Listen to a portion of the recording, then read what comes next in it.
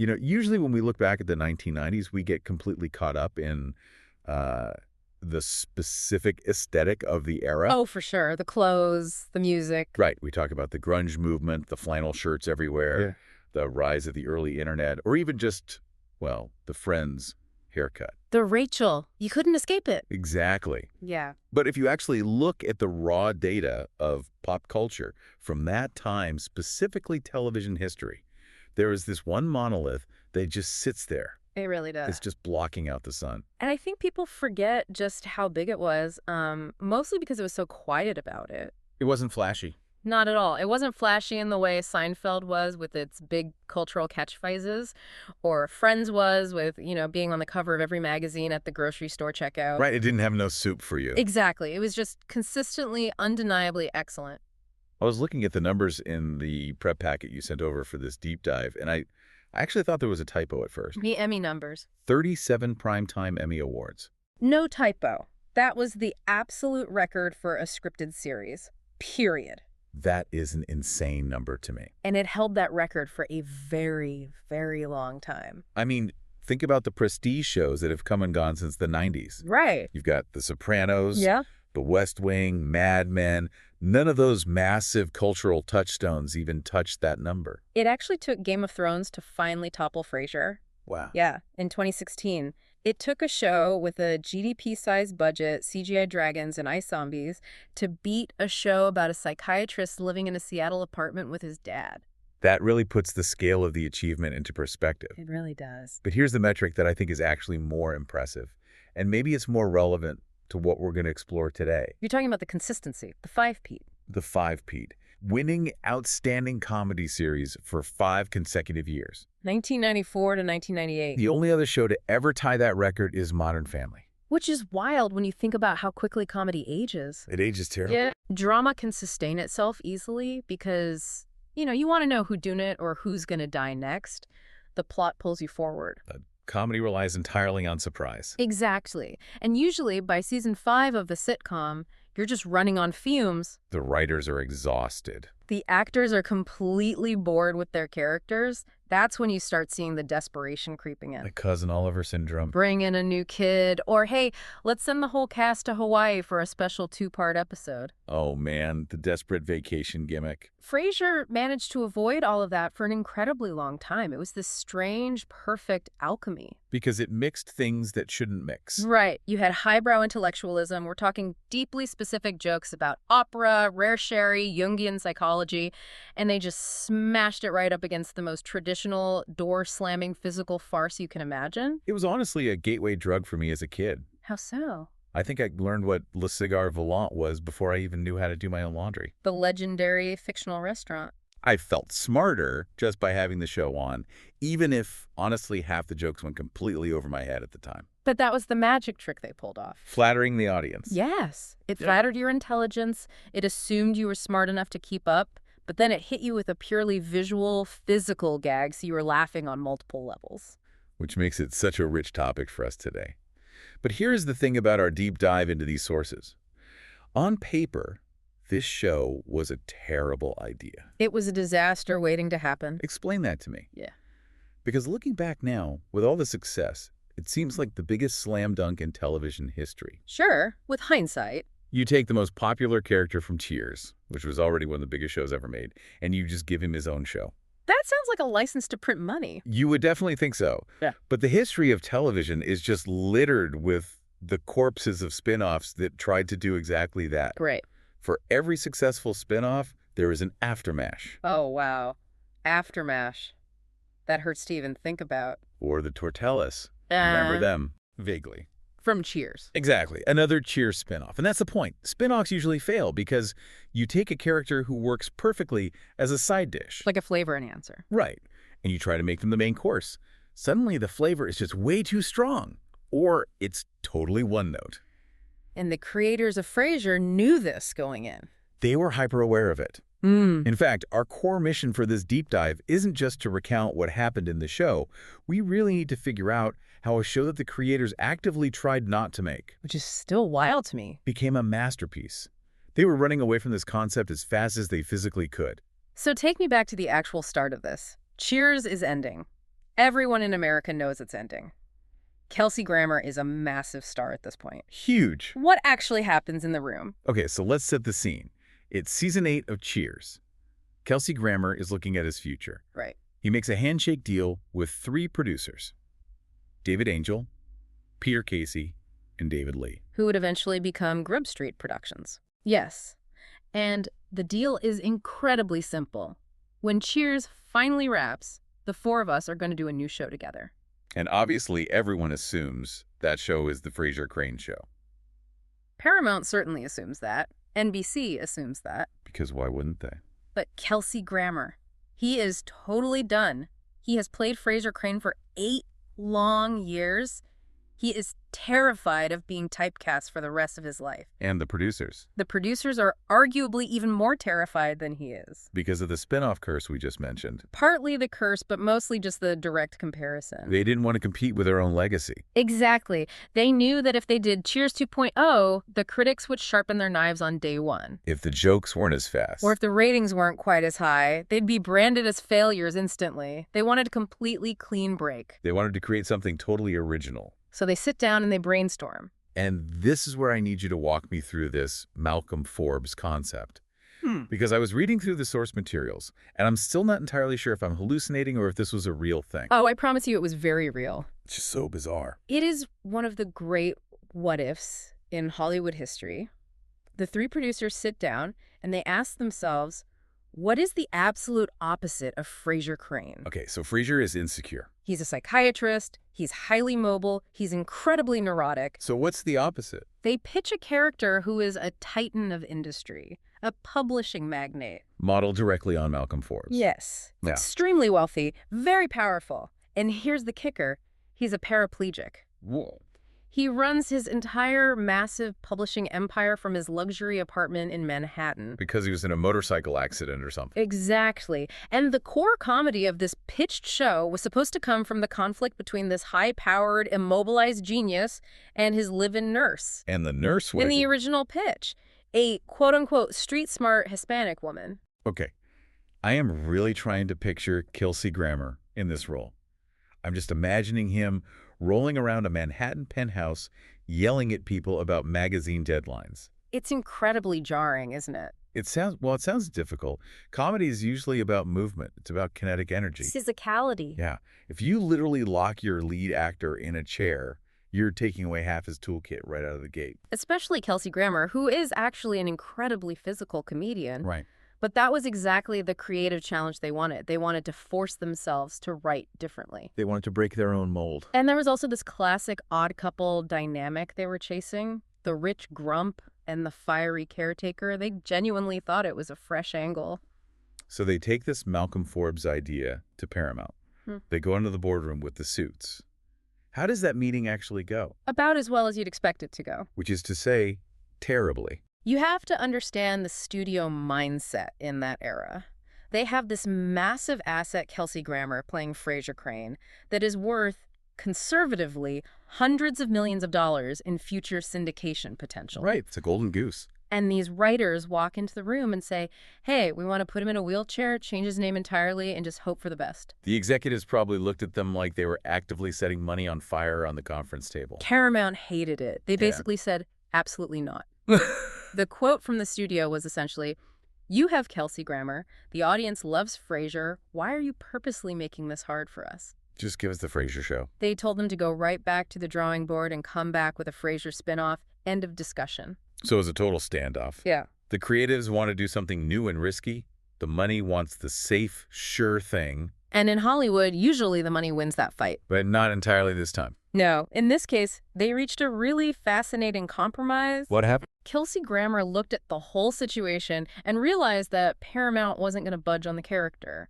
So he agreed to play Frasier again. But he had a condition. One absolutely non-negotiable condition. Geography. Geography. Explain that. He said to them, I will play Frasier Crane, but I will not do it in Boston.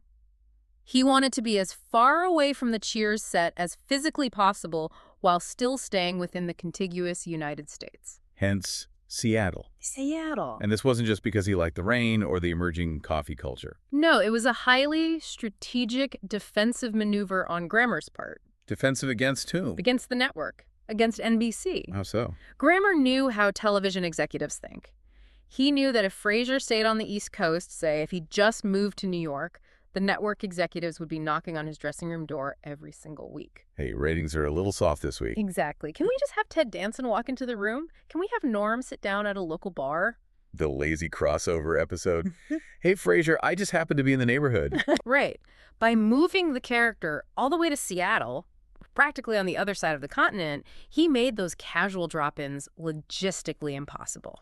If Norm was going to show up, he has to buy a plane ticket and fly for 6 hours. It naturally gave the new show the room it needed to breathe and establish its own unique identity. That is honestly brilliant. Yeah. It's using a map to protect the creative integrity of your show. It was very smart, but it immediately created a brand new problem for the writers. Because Frasier Crane in Boston had a specific purpose. He was a psychiatrist in private practice. Right. So what is he doing in Seattle? Exactly. What is his daily life?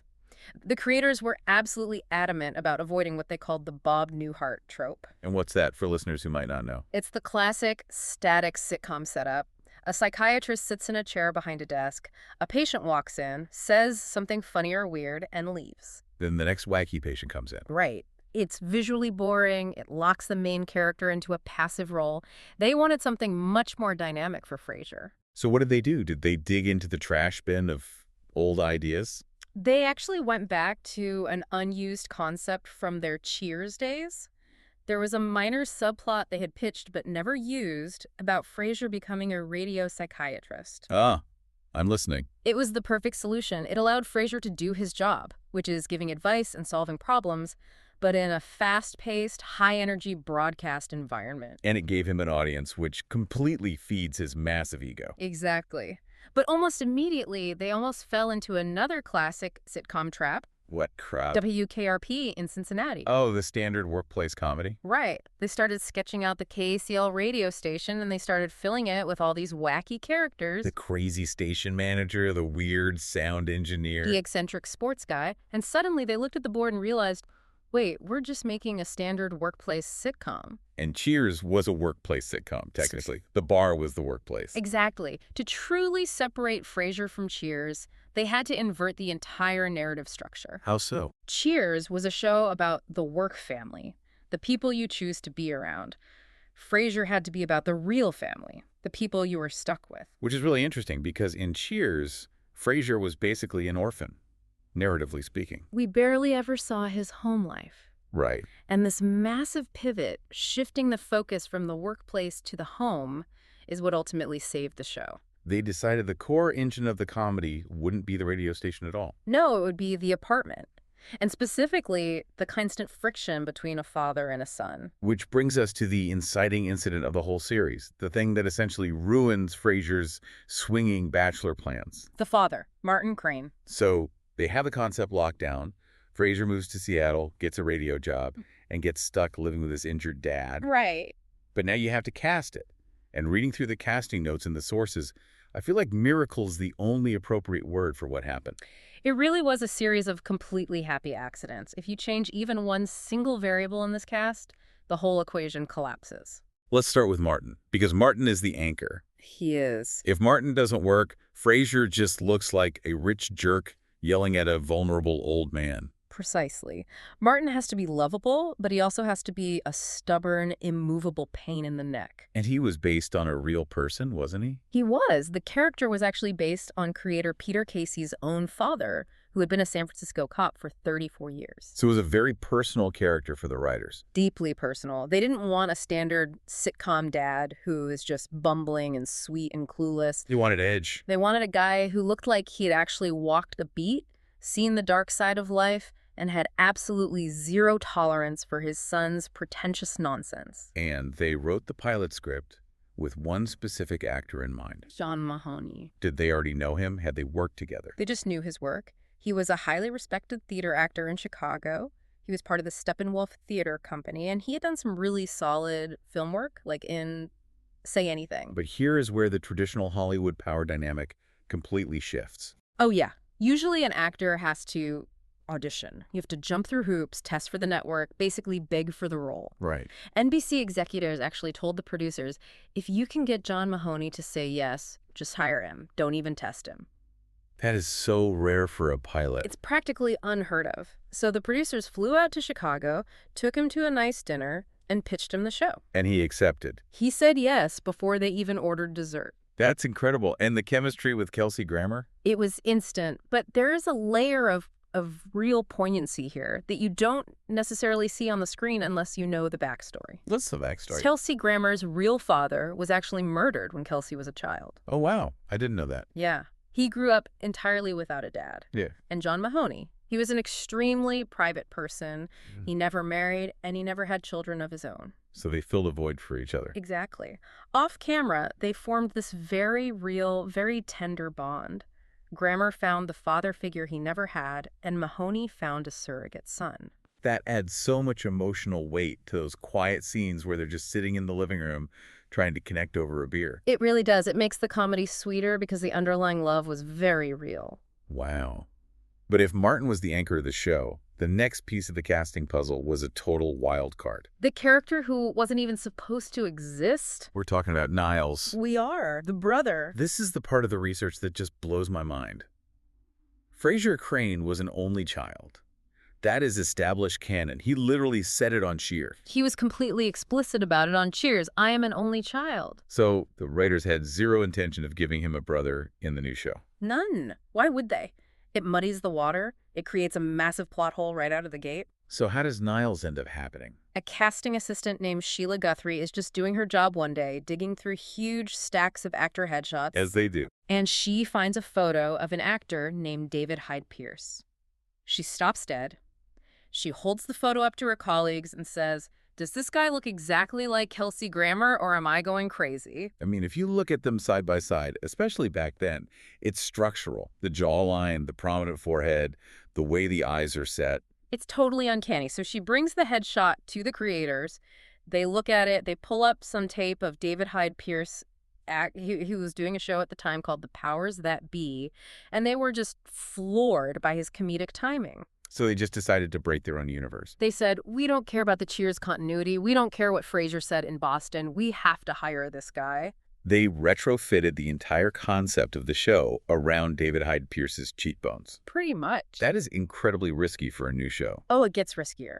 Pierce actually accepted the role before he had even read a single script. Brave man. But then the panic set in. He finally got the script, read it, and started really worrying. He thought, wait a minute. We dress exactly alike. We talk exactly alike. We're both snooty psychiatrists. Am I just a duplicate? That's a very valid fear for an actor. You don't want to just be mini-me. You want your own distinct character. Exactly. He thought, why would the audience need two of us on screen? But what he didn't realize at first, and what the writers figured out very quickly, is that the duplication was the joke. Right.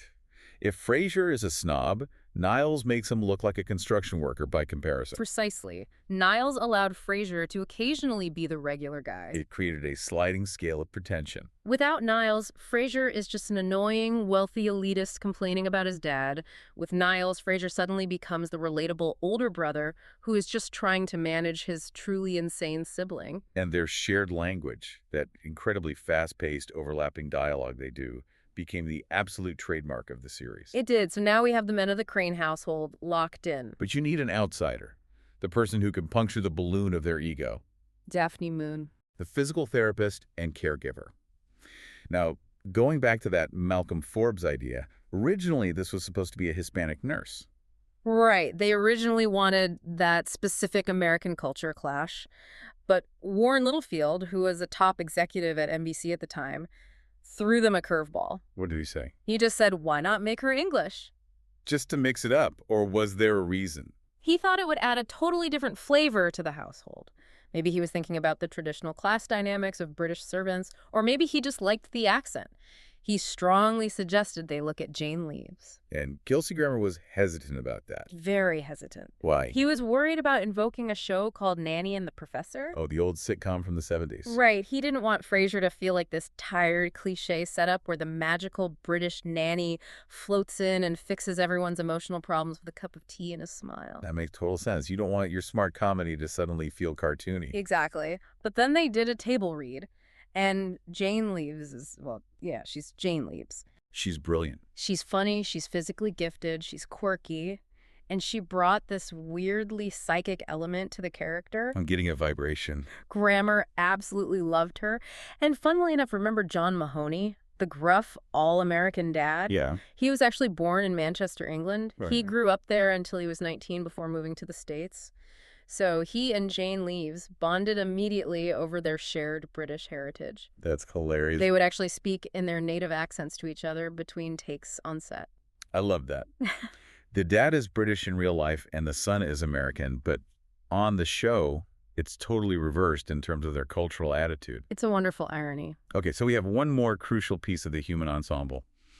Roz Doyle, Frasier's producer at the radio station. Yes. This was the only main role that actually required a traditional audition process, right? It was a grueling process for the creators. They saw something like 300 actresses for the part. And listeners might be really shocked to know that they actually cast someone else first. They did. Who was it?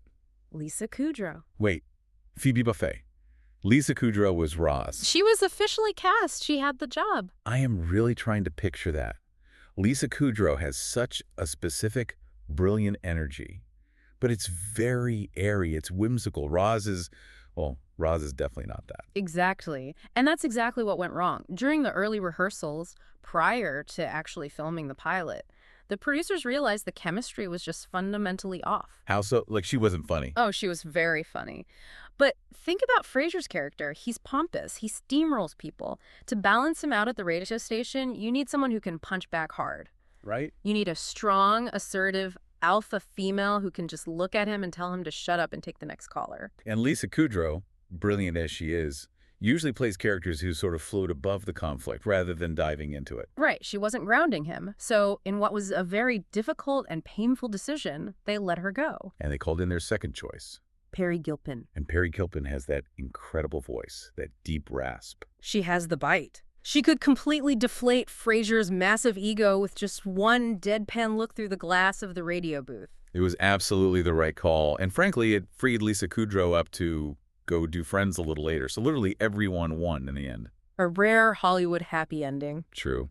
And finally, we cannot forget the silent partner in this entire ensemble, Eddie. Ah, yes. Played by a dog named Moose.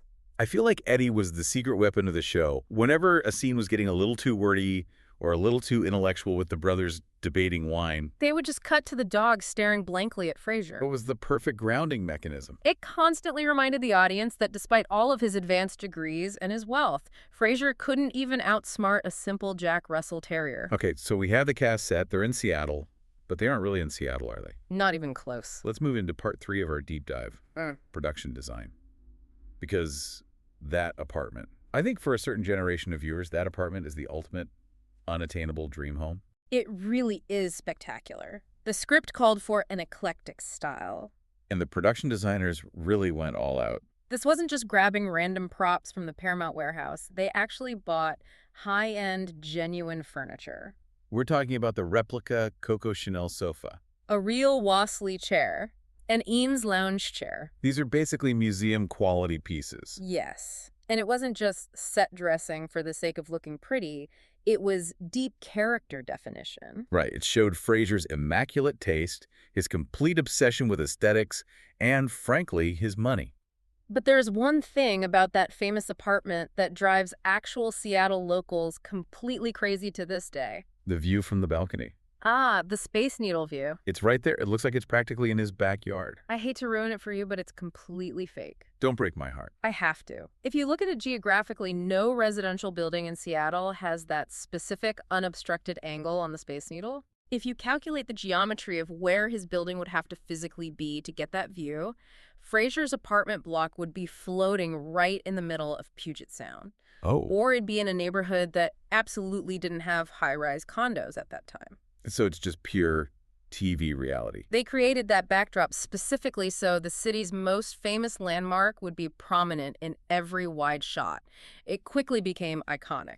And is convincing enough that it actually influenced real-world real estate trends, didn't it? Yes. Real estate agents working in Seattle in the mid-90s actually reported buyers coming in and explicitly asking for condos with that cosmopolitan feel. They literally wanted the Frasier Crane lifestyle. Developers actually started building new units that mimicked that open-plan split-level look because the show made it look so incredibly desirable. That is amazing. Life imitating art on a massive scale. Now let's talk about the other main set on the show, Cafe Nervosa. The quintessential hangout spot. This is where they spent half their time. And reading the notes, the design philosophy here was essentially anti-Cheers. Yes, very intentionally. How so? Well, think about Cheers for a second. It's a bar, it's dark, there's a lot of heavy wood, and crucially, people sit on stools side by side facing the bartender. Right. For Cafe Nervosa, the designers specifically omitted all bar stools. No stools at all. None. They wanted it to look warm, inviting, and traditional, not like the modern grab-and-go Seattle coffee shops that were just emerging at the time. They wanted a place where characters had to sit and converse face-to-face across a table. Exactly. They even added a bookcase in the background to suggest that patrons could just sit and read while they drank their coffee. They wanted a European salon atmosphere. It's very 90s Seattle coffee culture, but highly polished. It's basically the idealized television version of Starbucks before Starbucks took over the world. Perfect description. Now, diving into the actual production, there's a secret about Kelsey Grammer's acting method that I found totally fascinating in the research. We already established he's a genius comedic actor, but his method. It sounds terrifying for literally everyone else on set. Oh, it was notoriously stressful. It's a technique he called requisite disrespect. Requisite disrespect. Yeah. That sounds like the name of a punk rock band. What does that actually mean in a television acting context? Basically, Grammer decided he would not rehearse with the other actors. Wait, like at all? Very, very little. How does that even work? In a typical sitcom week, you rehearse for days. You block out the scenes, you figure out exactly where you're standing, you practice the timing of the jokes so no one steps on anyone's lines. Grammer found all of that incredibly boring. He felt that over-rehearsing just drained all the spontaneous life out of his performance. So what did he do instead? He would learn his lines on his own, run through them maybe once in his head, and then just do it. Often for the very first time, right before filming in front of the live studio audience. You kidding? He wouldn't give the other actors any real energy during the technical warm-ups. He'd just sort of mumble and walk through it. That sounds like an absolute recipe for disaster on a multi-camera sitcom. For him, it worked brilliantly. It kept his performance fresh. It gave him this burst of spontaneous, in-the-moment energy. It's a big reason why his reactions on the show look so genuine, because he's actually reacting for the very first time. But what about the guest stars? Oh, God, the guest stars. It must have been a nightmare for them. Imagine coming onto the biggest hit show on television. You're already nervous. You've meticulously memorized your lines. And the main star, the guy with his name on the building, won't even look you in the eye during the rehearsal. And then the red light goes on, the cameras roll, the live audience screams, and suddenly he turns it on to 100%. It caused absolute panic among the guest actors. I can imagine. But the producers realized that panic often translated into a really useful nervous energy on screen. Because Frasier is a character who naturally makes people nervous. Exactly. Kelsey Grammer made actors nervous, which made them act nervous around Frasier. It just worked. Speaking of guest stars, we have to talk about the callers. I'm listening. The famous gimmick of the celebrity callers on his radio show. This was such a clever production trick, really. The people calling into KACL for psychiatric advice weren't just random voice actors or extras. They were heavy hitters. Huge celebrities. There were voiceovers recorded by A-list talent. We're talking Mel Brooks, Stephen King, Bill Gates, Helen Mirren, Ben Stiller. The list is staggering. And the absolute beauty of it from a production standpoint was these celebrities didn't have to fly to Los Angeles and come to the studio. Right, they could record their lines over a phone line from literally anywhere in the world. It was the easiest cameo gig in Hollywood. It took 5 minutes. And if you watch the end credits of the season finales, they would often do a visual reveal, right? Yeah, they would show the headshots of everyone who had anonymously called in during that particular season. It became a real badge of honor in the industry to be a caller on Frasier. Everyone wanted to do it. So what does this all mean for the internal universe of the show? We have this brilliant new world, a perfect new cast, but they still have the massive shadow of Cheers hanging over them. They couldn't escape it entirely. Let's move to part 4, the Cheers connection and continuity. Yeah. We already touched on the only child plot hole with Niles, but there was a much bigger continuity problem they had to deal with, wasn't there? It was a massive one. It's known as the dead father problem. Right, because on Cheers, Frasier had explicitly stated that his father was a research scientist who had died. Which is obviously very different from a retired police detective who is very much alive and drinking cheap beer in your living room. How did the writers explain that? Did they just hope the audience forgot what he said in Boston? Well, the funniest part is the creators of Frasier actually hadn't worked on that specific season of Cheers where he delivered that line. So they didn't even know he said it. They had no idea. They didn't catch the mistake until the new show was already deep in production. It was a genuine continuity error. So in season 2 of Frasier, in an episode called The Show, where Sam shows up, they finally had to address it and retcon it. Retcon, meaning retroactive continuity, fixing the past. Exactly. Sam Malone comes to visit, and Frasier is forced to admit to him that he lied to everyone back at the bar in Boston. What was his excuse? He says he was just incredibly angry at Martin after a really bad argument on the phone, so he pretty much just told everyone his father was dead. That is so dark. It is incredibly dark. But also, it is so perfectly Frasier. It's petty, it's highly dramatic, and it's completely impulsive. It fits the character's flaws perfectly.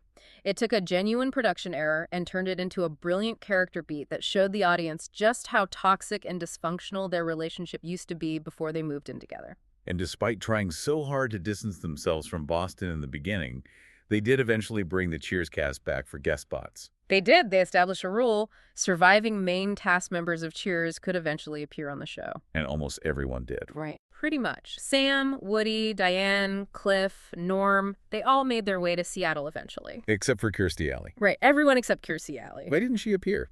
Just scheduling. No, it was actually for religious reasons. She was a Scientologist. And since the entire premise of Frasier revolved around psychiatry and the mental health profession, which the Church of Scientology strongly opposes, she officially declined to ever appear on the show. Ah, that makes sense given her beliefs. But the absolute standout guest star from the Cheers universe has to be Lilith. Bebe Neuwirth. She was phenomenal. She was the only Cheers character to become a true recurring character on Frasier, right? Yes, she appeared in 12 episodes over the run of the series. Her comedic chemistry with Kelsey Grammer was simply too good for the writers to lose. She was literally the only person in the world who could out-snob Frasier Crane. And completely terrify him with just a monotone hello. And there was that one major event episode later on where they actually went back to Boston. Right. The episode Cheerful Goodbyes. The whole Seattle family flies east. They visit Boston and they reunite with Cliff, Norm, and Carla.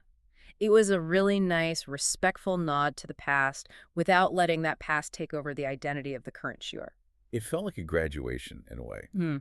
Frasier had fully moved on and established his own life, but he was secure enough to go back and visit his old haunts. Exactly. It respected the legacy, but kept moving the characters forward. Which perfectly brings us to part 5, themes and dynamics. Because underneath all the door-slamming farce and the jokes about rare sherry, this show had some really strong, consistent themes running through it. It wasn't just empty jokes. There was a very solid foundation. And the central theme, the absolute engine of the entire series, is the class and culture clash. Frasier and Niles versus Martin. It's the self-proclaimed intellectuals versus the proud average Joe. You have the two brothers with their wildly expensive tastes, the opera, the rare antiques, the fine wine, the intricate French food. And then you have Martin, with his Ballantine beer, his sports on TV, and that hideous duct-taped recliner. That chair was literally a character in itself.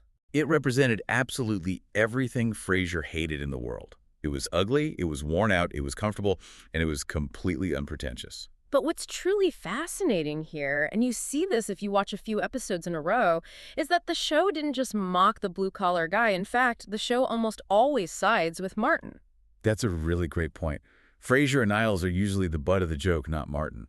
Exactly. The brothers are very often portrayed as totally ridiculous. They are pompous, they are incredibly arrogant, and they are wildly out of touch with reality. While Martin, despite being the quote-unquote blue-collar character, is almost always the one with the actual wisdom. He's the one who sees right through the brothers' academic nonsense. He constantly grounds them. And yet somehow, Frasier remains sympathetic to the audience. He desperately wants to be part of the elite, but he actually has a conscience. He struggles with it, while Niles is just the pure, unfiltered distillate of snobbery. Oh, Niles physically wiping off his chair with a handkerchief before he sits down at the coffee shop. He's severely misophobic. He has a genuine fear of germs. He's an unapologetic elitist. He's terrified of anything he considers common. But functionally, he serves as the perfect foil to Frasier. He makes Frasier look almost normal by comparison. It's a brilliant writing trick. It allows the audience to still like Frasier because they can say, hey, he might be a snob, but at least he's not as bad as Niles. And their relationship, that deeply ingrained sibling rivalry, is the other major engine of the comedy. It's so intense. They are fiercely, almost pathologically competitive with each other. Who has the better, more exclusive wine club membership? Who bought the rarer, more expensive antique? Who gets to be the cork master? Hail, cork master. But underneath all that petty competition, they are incredibly close. They are really the only two people on Earth who truly understand each other. They speak a cultural language that no one else around them speaks. They're completely codependent. And the ultimate irony of the show is that they are both highly trained psychiatrists, literal experts in human behavior who are completely inept at solving their own emotional problems. That is the central driving irony of the entire series. The doctor cannot heal himself. Now we have to talk about the romantic arcs, specifically Niles and Daphne. The great will they or won't they? It spanned seasons. This has to be one of the longest slow burn romances in television history. It was an absolute masterclass in long-term storytelling. Niles falls madly in love with her the exact second they meet in the pilot episode. And she is completely, totally oblivious to it. And the writers managed to keep that unrequited tension going for 7 years. 7 years.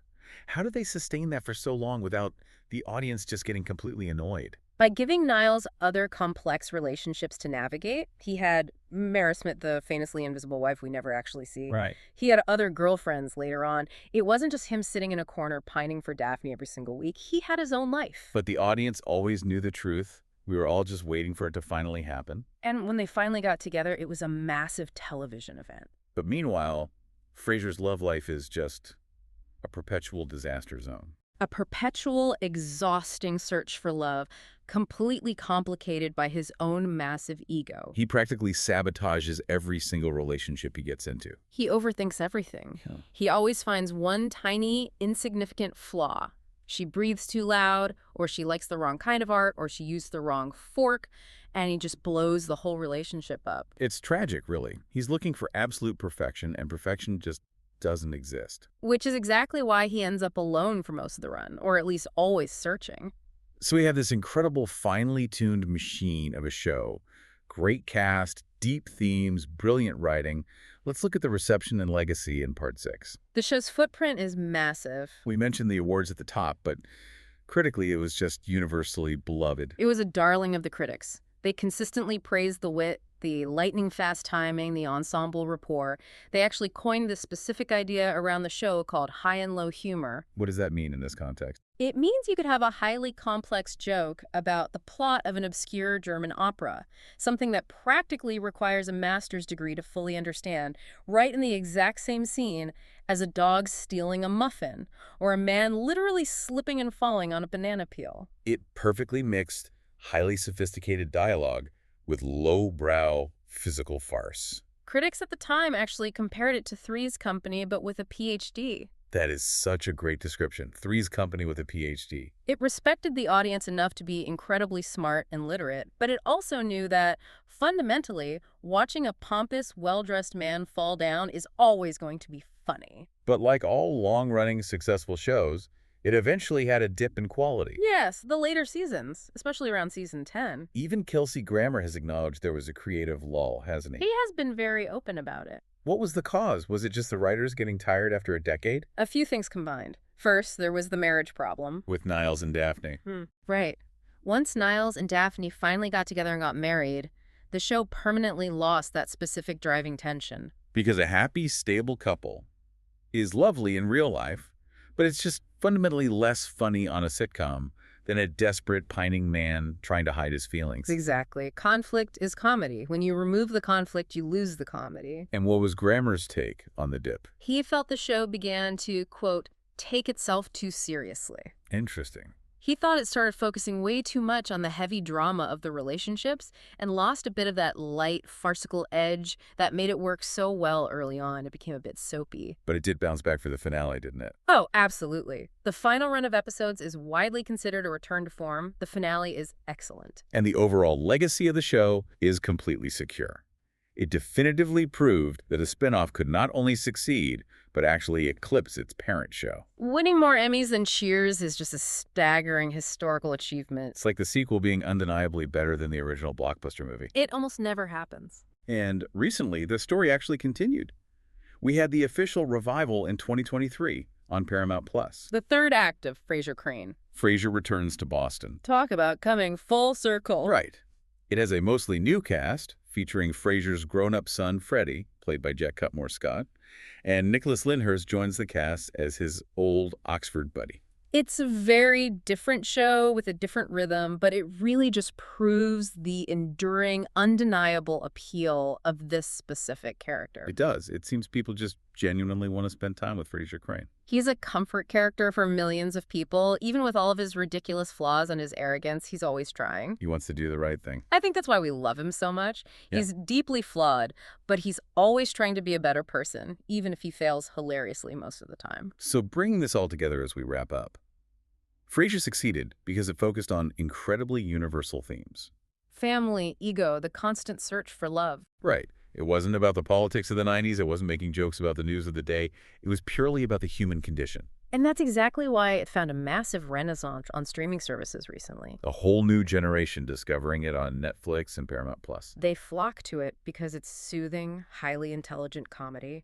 Someone described it as competence porn mixed with emotional disaster, which is perfect. That is a perfect description. So here is my final provocative thought for you, the listener, to mull over, and for you, my friend. Let's hear it. We talked earlier about that original bizarre concept, the paralyzed publishing magnate. That was the actual script they wanted to write. The Malcolm Forbes idea. Right. But when you actually sit down and watch Frasier, the specific voice, the unique cadence, the physical mannerisms, they are all so deeply specific to Kelsey Grammer as an actor. They are completely inseparable at this point. It really makes you wonder how much of the iconic character of Frasier Crane was actually written on the page by those writers, and how much was simply the inevitable, unavoidable result of Kelsey Grammer's specific performance style. Oh, that is a fascinating question. If he had agreed to play that publisher in a wheelchair, would that character have just naturally morphed into Frasier anyway?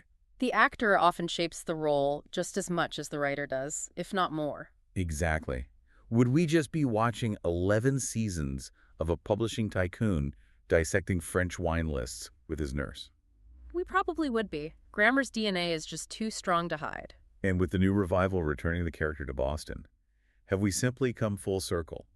Does it ultimately prove that Frasier Crane can never truly escape his own past? He ran all the way to Seattle to get away from Cheers to completely reinvent himself, and 30 years later, he's right back exactly where he started. As Freud might say, we are often destined to just repeat our psychological patterns until we finally resolve them. Perhaps Frasier just hasn't resolved his Boston trauma quite yet. Or maybe he just really missed the clam chowder. Thanks for joining us for this deep dive into the world of Frasier. We'll see you next time. Good night, Seattle.